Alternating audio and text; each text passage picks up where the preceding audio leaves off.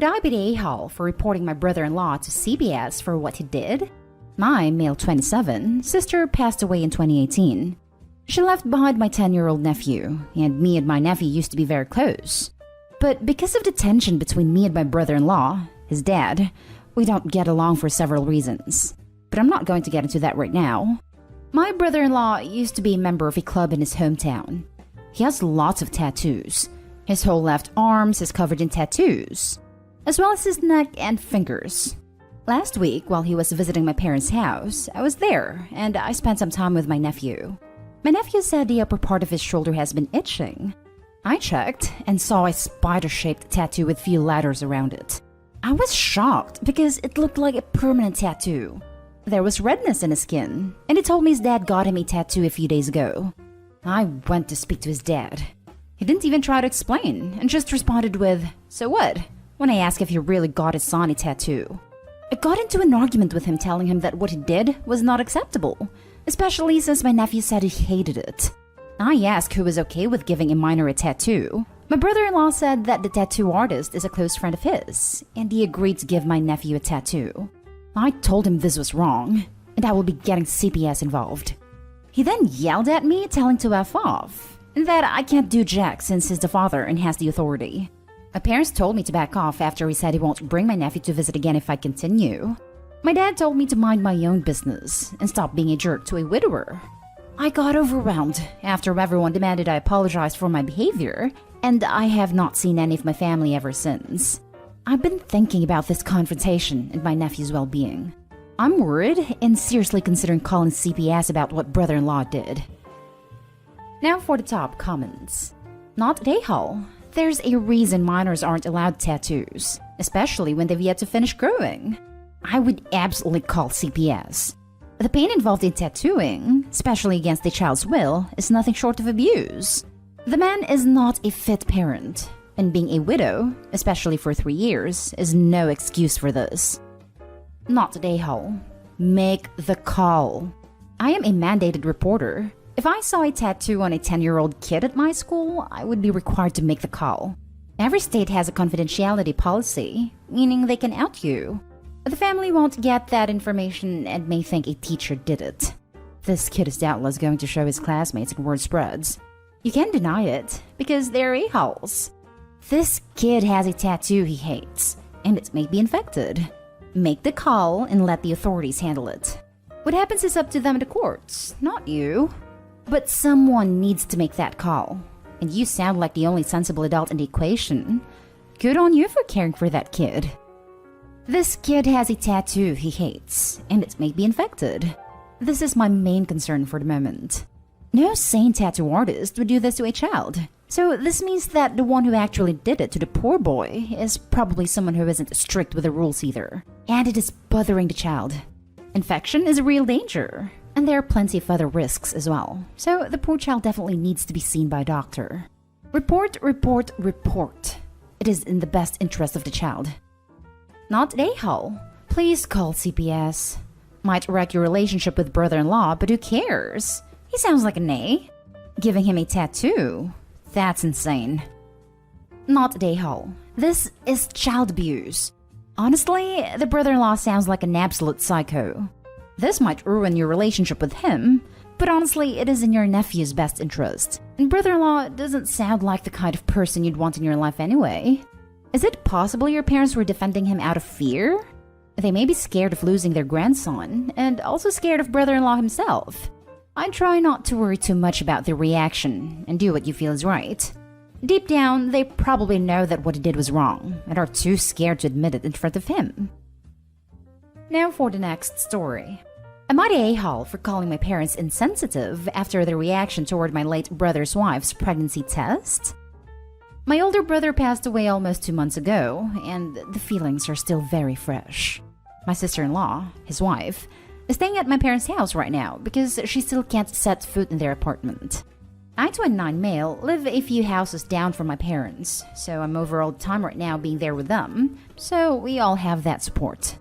2 weeks ago, my sister-in-law was getting sick, throwing up and stuff, but grief makes it hard to eat sometimes. I know, because I've dropped 5 pounds and can't eat much either. But since this only recently started happening to her, my mom became ecstatic out of nowhere and said maybe she's pregnant. This really freaked my sister-in-law out, and she honestly looked terrified. My parents went on talking about how beautiful it would be to have a baby right now, and it's my brother's parting gift. This did not make her happy at all. She bought a pregnancy test that same day, and it was negative. Sister-in-law was relieved, but my parents were not. My mom told her to wait another week, because sometimes it takes a while for the hormones to change or something like that. Again came back negative. My mom is still insisting she's pregnant, and sister-in-law has an appointment tomorrow to confirm, but she's pretty certain she's not. At dinner yesterday, all they would talk about is the baby, and sister-in-law admitted she doesn't want a child right now. This really angered my mom, and she said my sister-in-law was being very cruel for not wanting her child. It started upsetting sister-in-law and looked like she was gonna cry, so I told them to stop it already. She left at the table, and I called them out for being insensitive. I said they don't get she just lost her husband. Do you really think she wants to be a single mom right now on top of what she's going through? And why would they want this pregnancy when that'll mean their grandkid will grow up without their father? I was pretty red in the face telling them this because it really got to me. All week, I've told them to leave her alone about this because it's obviously been too much for sister-in-law and they just wouldn't stop. Even when she tells them she doesn't want to talk about it. This made my mom emotional too and told me I don't understand because I'm not a parent. Then my dad got mad at me for reacting that way when they just want to be happy about the possibility of having a grandchild. But to me, it's been pointed out to them that sister-in-law isn't happy about this, so I push it and make her uncomfortable. My parents are still mad at me. Dad just think I was an a-hole for calling them insensitive and making it seem like they were doing something wrong. Sister-in-law is still a mess and anxious about her appointment. She doesn't believe she's pregnant, but says she doesn't know what she'll do if it somehow turns out she is. Anyways, I'd like to know if what I said made me an a-hole. It really pissed me off is all. Not an a-hole at all. Thank you for standing up for your sister-in-law. Your mother is understandably grieving the loss of her child right now, and has latched onto the idea that his widow could be carrying his child. Honestly, I hope for everyone's sake she isn't, because this isn't healthy. I guarantee that your mother is already thinking of this child as the reincarnation of your brother, and it will be insufferable. Your mother needs therapy. Your father is also an a-hole for completely ignoring that your sister-in-law lost her husband in his own grief for his son. Can your sister-in-law stay with you? It'd probably be better for her. I hope so too. She already told me she doesn't know if she could actually make it through a pregnancy. And I get that. But it would cause an even bigger drama with my parents, so here's hoping she isn't. We're talking about that. I told her if she's not comfortable there, she can come here. She just feels guilty about leaving since they took her in. For your information, if she's feeling sick but got 2 negative tests, she's 99% not pregnant. Typically, you don't start feeling nauseated until you're about 6 weeks pregnant or later, and that's more than enough time to get a positive test. Pregnancy symptoms typically don't appear till, well, after you've missed your period or got any positive tests, so I'm pretty sure she's in the clear. Not a a-hole. I've actually been in this situation. My husband died 6 years ago. When he died, his mother kept asking if I could be pregnant and saying how she would love to have something of my husband still left behind. She put pressure on me, and when we found out that I wasn't pregnant, it made me feel like a terrible person who couldn't give his mom what she wanted. It was a mess, and I didn't need that guilt and pain when I was already devastated over losing my husband. You sound honestly amazing for standing up for your sister-in-law. That was kind of you, and the right thing to do. Your parents need to back off and let her grieve. They are taking their emotions out on her, and it's not beneficial for anyone. Keep having her back. You're a good guy. Not a a-hole. Your parents are treating your sister-in-law like a human incubator for your brother's memories. They need to step back and realize they are being outrageous, and their behavior is absolutely unacceptable. Next story is titled, Am I the a-hole for calling my mother-in-law a bad mother and kicking her off a family Zoom call? My 41 female husband 42 male and I have been married for 15 years. I have an okay relationship with my mother-in-law, but prefer to limit contact with her because she's very nosy and likes to gossip. When I first met my husband, he told me that he was an only child. However, when we started to get serious and were discussing marriage, he he told me that he was in fact not an only child, that he has a sister. However, he wants nothing to do with her. He told me he tells people that he is an only child because 1. People will be nosy and ask why he does not speak to her, or 2. Try to get him to fix the relationship with her. I told him that it was his choice, and that family's who you choose, not what you were born into. He went on to explain that his sister has a history with addiction. She is a habitual liar, and would lie on purpose so that he would get into trouble and not her, and that she would steal from him. He said that when he moved out at 18, the last conversation that he had with his sister was him telling her that he wanted nothing to do with her, and that he is an only child. My mother-in-law has been trying to force a relationship between them ever since, much to the detriment of her own relationship with her son. Saturday was my husband's birthday, so I organized a family Zoom call 2 weeks ago so that everyone could sing happy birthday and open presents with him. The week prior, my mother-in-law sent me a message over Facebook that she wanted to surprise my husband with his sister. She said she felt like it was time for the two of them to bury the hatchet. I told her that this is not a good idea, that my husband wants nothing to do with her, and that I would not open lines of communication between the two of them without discussing it with him first. She asked me if I could give sister-in-law my contact information, and I told her no. Well, she did anyway, and my sister-in-law started texting and calling me on my phone. Since she is not a Facebook friend, she cannot contact me online. I told my husband about it, and he was beyond pissed off.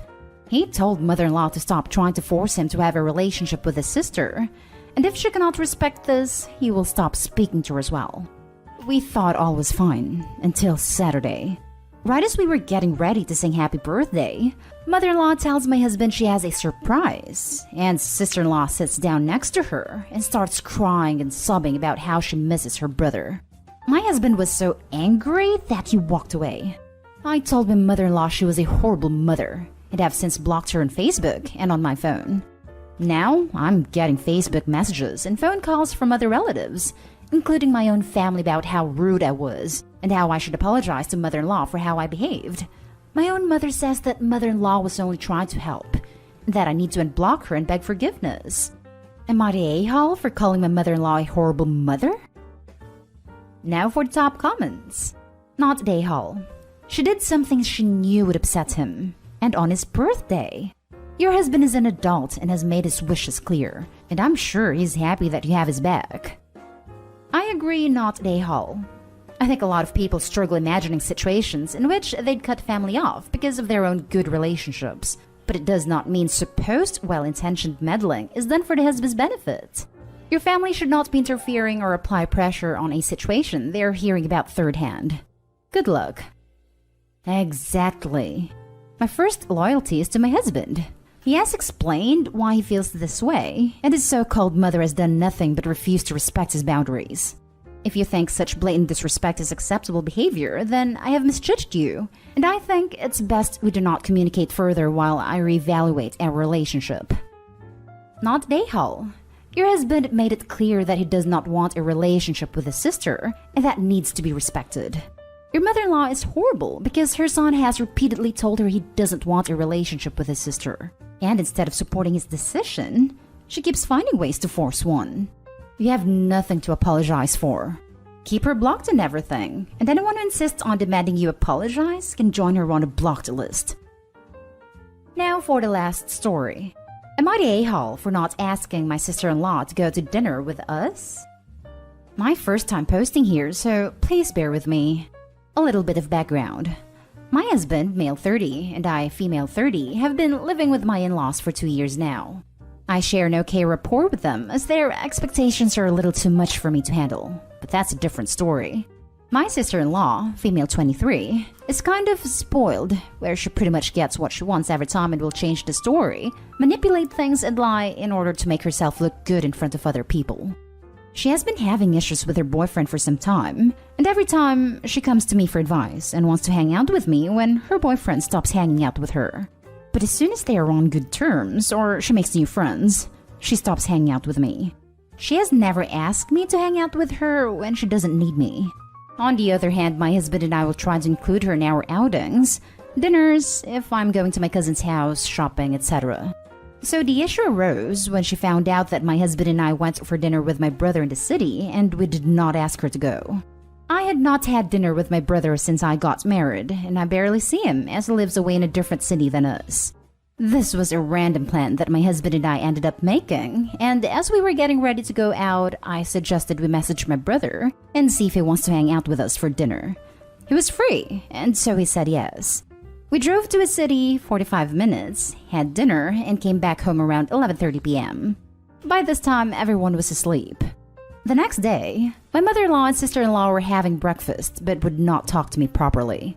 I tried to say hi and ask how they were doing, but they ignored me.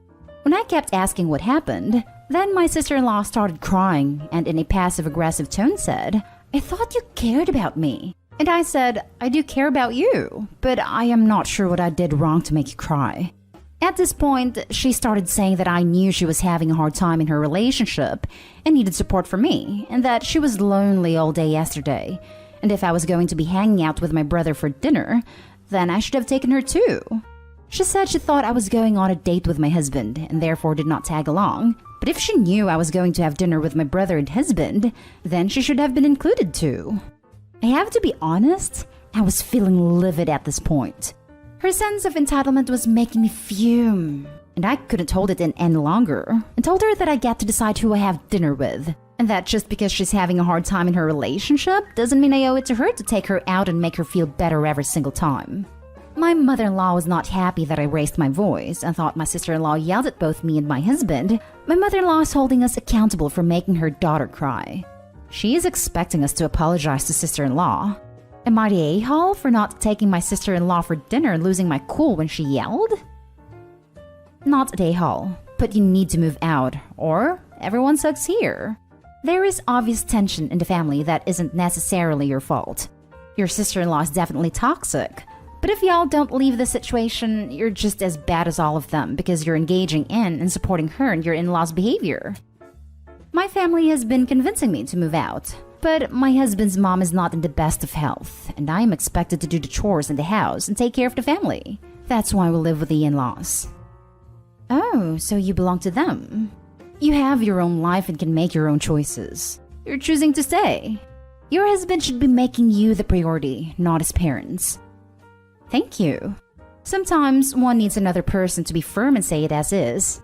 I totally get I'm choosing to stay. It's just that I can't leave without my husband, and he's been under their control his whole life, to the point where he didn't even have his own bank account, and his money used to go to them, and he would get pocket money to spend if needed.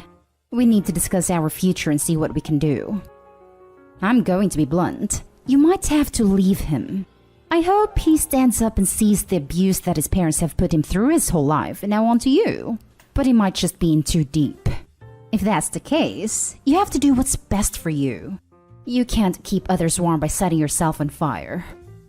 Wow, never thought about it in that way. Thanks for putting things in perspective. He has realized the abuse his parents have put him through, and he thanks me for helping me see it. We will be getting my parents' help for our next steps.